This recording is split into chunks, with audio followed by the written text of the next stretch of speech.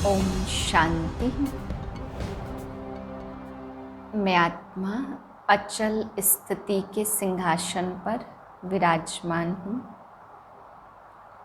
साक्षी होकर इस सृष्टि रंगमंच के नाटक को देख रही हूँ। मैं आत्मा डगमग वाली परिस्थितियों में भी अचल अडोल हूँ, विघ्न विनाशक हूँ।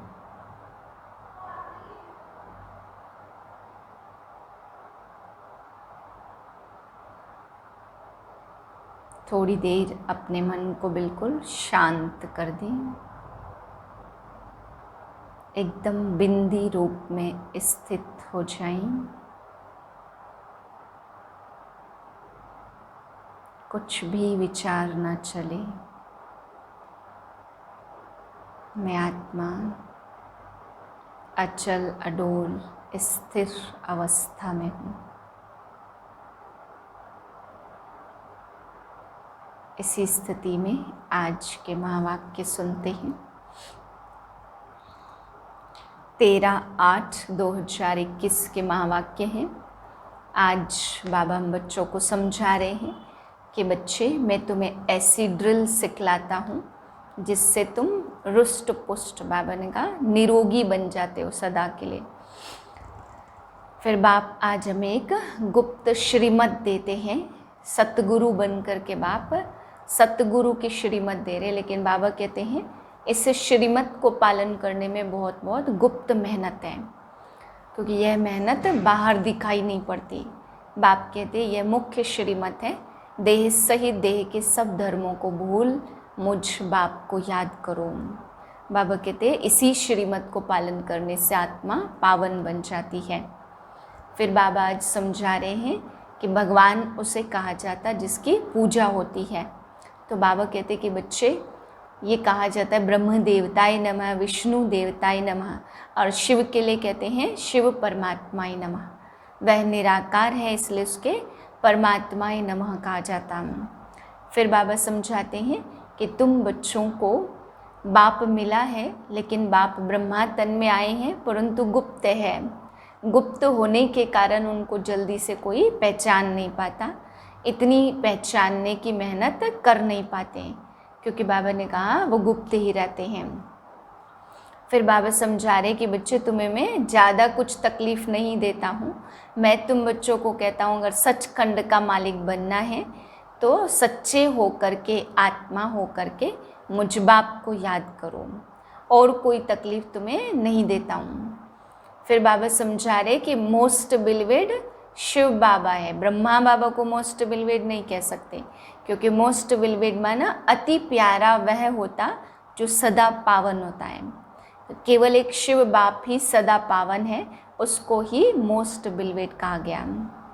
फिर बाबा समझाते हैं कि तुम बच्चों का स्वरूप क्या है? शांत। तुम शांत स्थिति में रहते हो, तो तुम जरूर शांत देश के रहने वाले थे। तो सबसे ऊपर है साइलेंस होम, फिर बाबा कहते हैं मूवी होम, और फिर ये दुनिया है टॉकी होम। तुम अभी साइलेंस यानी निर्वाण से इस टॉकी में आए हो, फिर से तुम्हें उस साइलेंस होम में जाना है। फिर बाबा समझाते हैं हम बच्चों को कि सबसे उत्तम है शूद्र से ब्राह्मण बनना। ये उत्तम बनने का संगम युग है। तो सबसे ऊंची चीज़ क्या है? ब्राह्मण। अभी तुम बच्चे शूद्र हो, शूद्र से ब्राह्मण बनना ही सबसे ऊंची बात है। फिर बाबा समझाते कि बच्चे, धर्म स्थापक आदि आते हैं अपना धर्म स्थापन करने, वह कभी भी तुम बच्चों को वापस नहीं ले जा सकते, इसलिए उनको गाइड या लिबरेटर नहीं कह सकते। वह अपना धर्म स्थापन करते, बाकी बाप आकर के तुम बच्चों को लिबरेट करते हैं। फिर बाबा समझाते कि जिसका भी शरीर छूटा तो उसके लिए दुनिया भी छूटी। तो इसलिए शरीर में रहते भी देह सहित देह के सर्व संबंध को भूलना है, क्योंकि शरीर छूटने के बाद बाबा कहते आत्मा अकेली पड़ जाती है। हर कार्य में, हर कर्म बंधन को चुकतू करने में, हर कर्म के खाते के बीच फिर आत्मा अकेली है। इसलिए देह में रहते हुए भी अपने आप को अकेली आत्मा समझो। फिर बाबा समझाते कि बच्चे, तुम्हें पवित्र दुनिया में जाना है तो पवित्र जरूर बनना है, पवित्र बनकर के बाप को याद करना है, क्योंकि तुम ऐसी पवित्र दुनिया में जाने के लिए पावन जरूर बनना पड़ेगा। फिर बाबा समझाते कि जैसे कोई भी दुखी व्यक्ति है तो वो शरण लेता है मजबूत व्यक्ति की, तो वहाँ तो गाते हैं कि शरण पड़ी में तेरे। यहाँ तो बाबा कहते सारा संसार दुखी है। प्रैक्टिकल में अभी शिव बाप ब्रह्मा तन में आते तो बहुत सारे बच्चे बाप की आकर के शरण लेते हैं।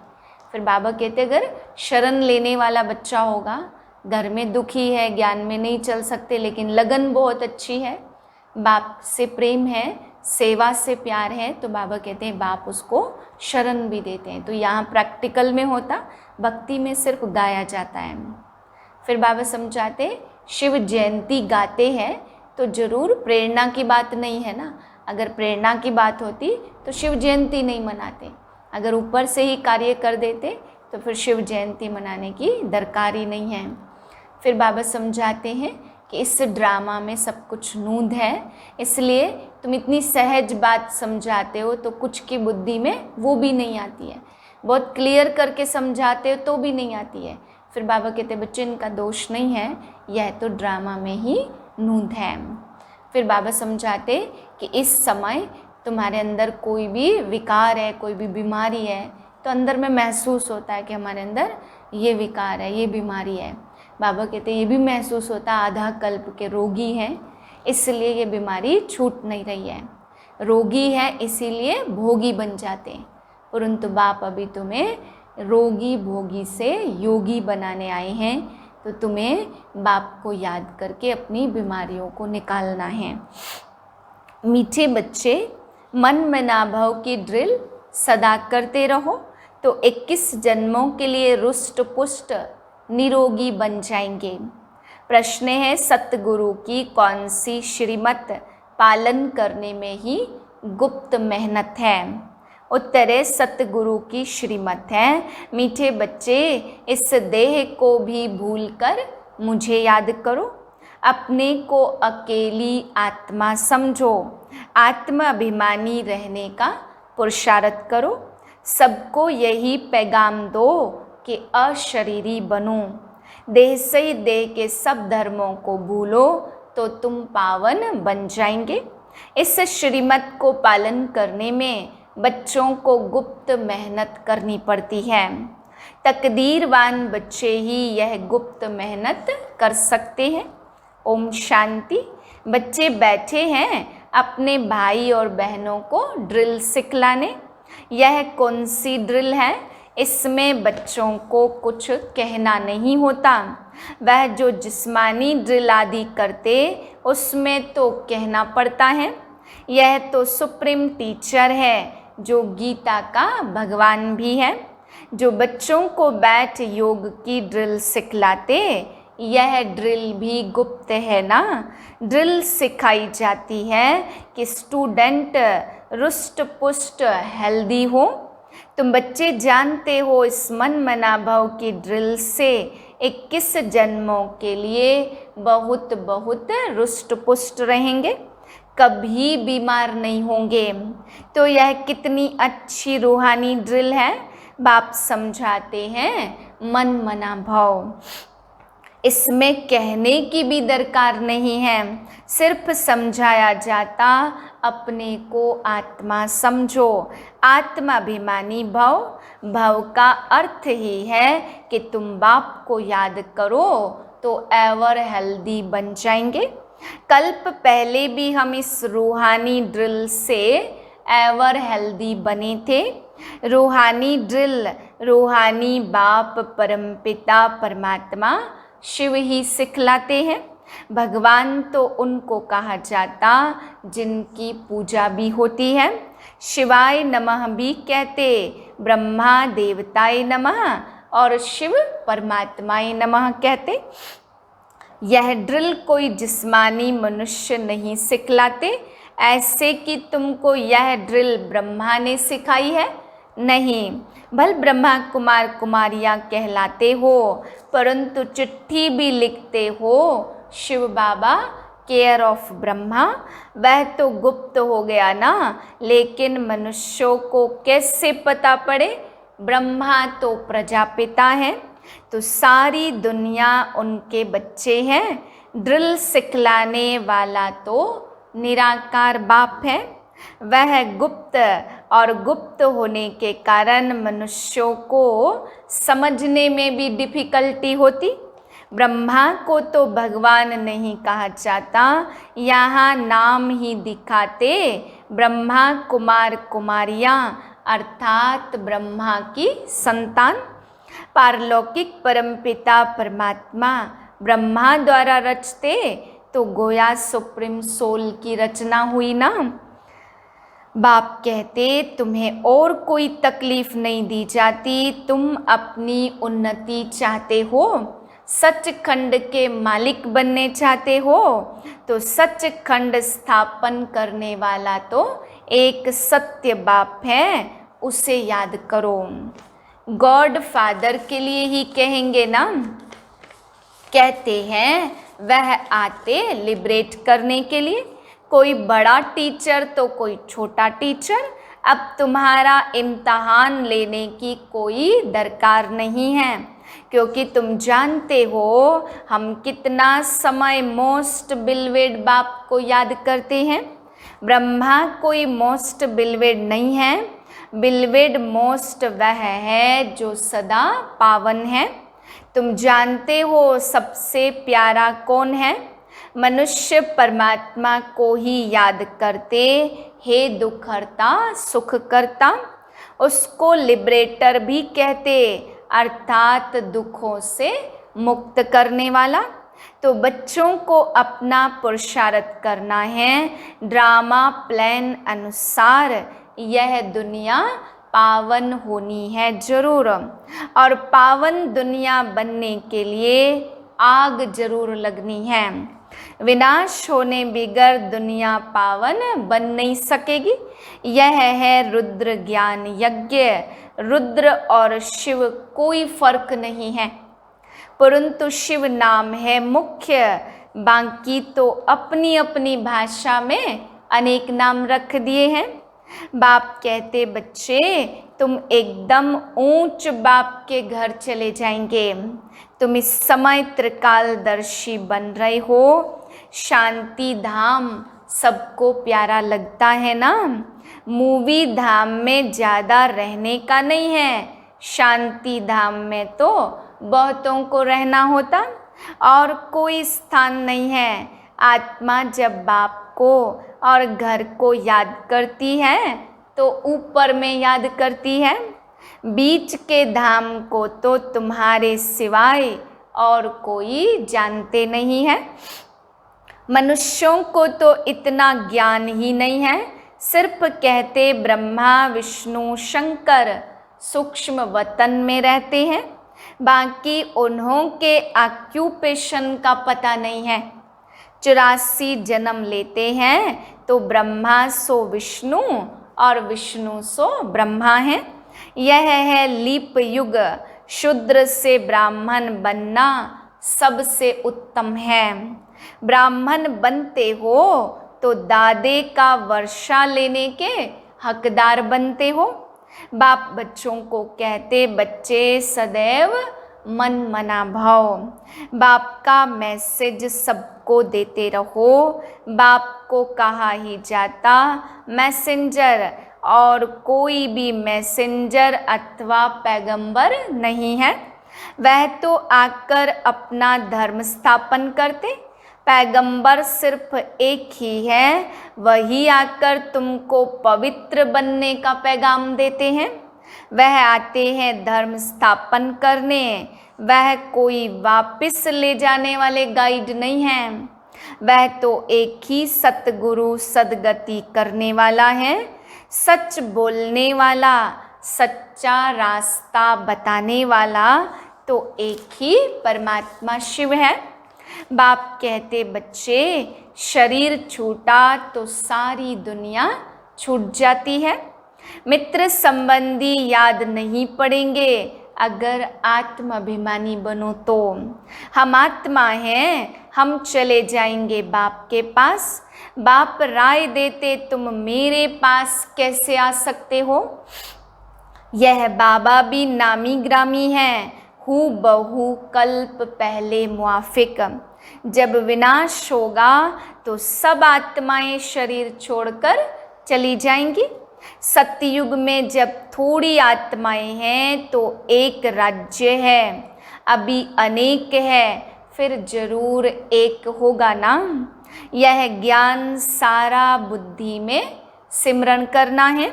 बच्चों को प्रदर्शनी पर भी समझाना है।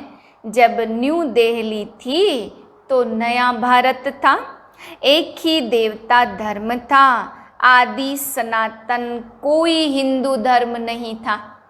हम ब्राह्मण सो देवता बनते, यह और धर्म वाले तो मानेंगे ही नहीं।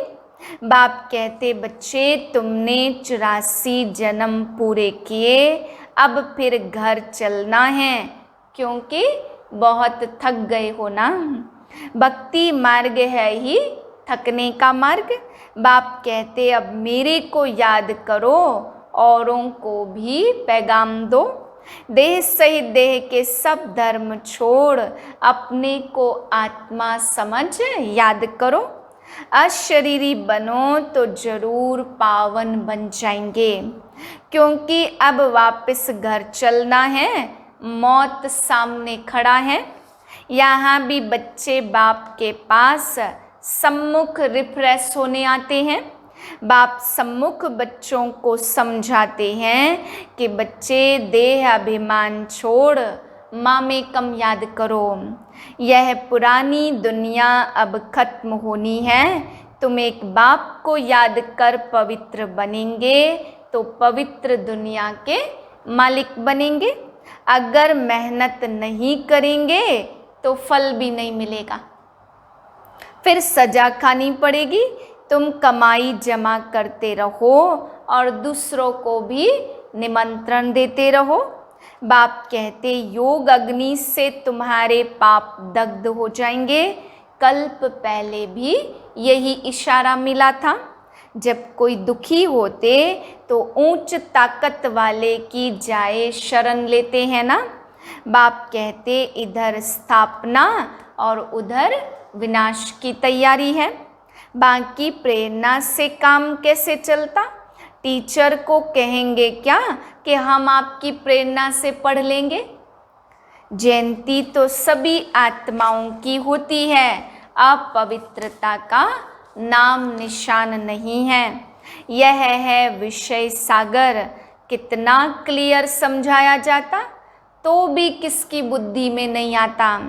परंतु तुम किसको भी दोष नहीं देते हो। ड्रामा के बंधन में सब बांधे हुए हैं। तुम समझते हो सीढ़ी के ऊपर से नीचे उतर आए। ड्रामा अनुसार हमको उतरना ही है कि बाप कहते अब चढ़ने के लिए पुरुषार्थ करना है। परंतु जिनकी तकदीर में नहीं है वह ऐसे कहते, जो ऐसे कहते उनसे समझ जाते कि इनकी तकदीर में नहीं है। 2-4 वर्ष चलते चलते भी गिर पड़ते, महसूस भी करते हमने बड़ी भूल की है। चोट खाई यह भी आधा कल्प की बीमारी है, कम नहीं है, आधा कल्प के रोगी हैं। कृष्ण को योगेश्वर कहते। इस समय तुम सच्चे सच्चे योगी हो। आधा कल्प तुम्हारे सब दुख दूर हो जाते। ज्ञान से तुम धनवान बनते और योग से तुम एवर हेल्दी बनते हो। तो इनके लिए पुरुषार्थ करना चाहिए ना।